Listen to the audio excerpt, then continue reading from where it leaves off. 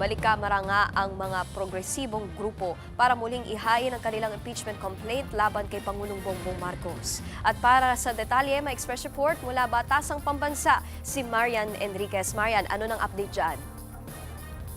Yes, Nikki, mag-aalas 10:30 nga ngayong umaga. No, dumating yung grupong bayan at yung Makabayan Bloc lawmakers para i-refile o ihain nga muli itong kanilang impeachment complaints laban kay Pangulong Bongbong Marcos dito sa Office ng Secretary General sa Kamara. Ito yung ikalawang impeachment complaints laban kay Pangulong Bongbong Marcos.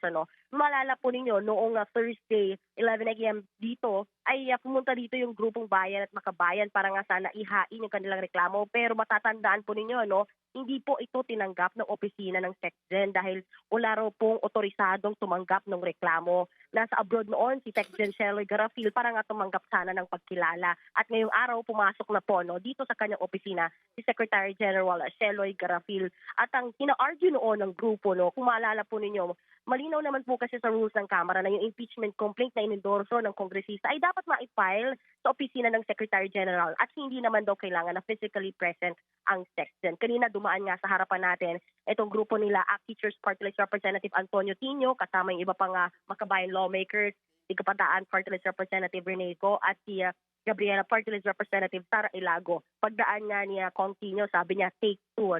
So ngayon po nila ulit i-refile, nasa loob sila ngayon ng opisina ni SecGen Sheloy Garafil. At kung babalikan lang natin yung laman mismo ng reklamo, tumetro po yung kanilang impeachment complaint sa betrayal of public trust. At 3 articles of impeachment nga, yung kanilang pinunto. Una, yung pag-institutionalize ng sistema or yung sistematikong korupsyon sa pamamagitan ng BBM parametric formula na basehan umano para sa alokasyon ng infrastructure projects ng mga mambabatas at ibang opisyal.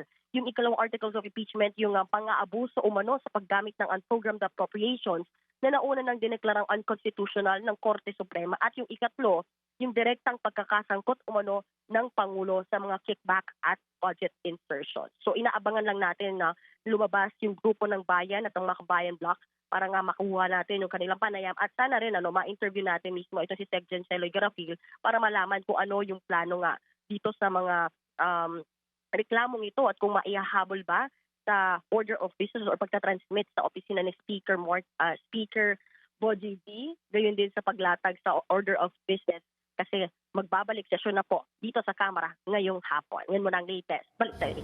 Okay, yan ang express report ni Marian Enriquez. Mga kapatid, Nikki de Guzman po. Para sa pasada ng mga rumaratsyadang balita, mag-follow at mag-subscribe na sa social media pages ng News 5.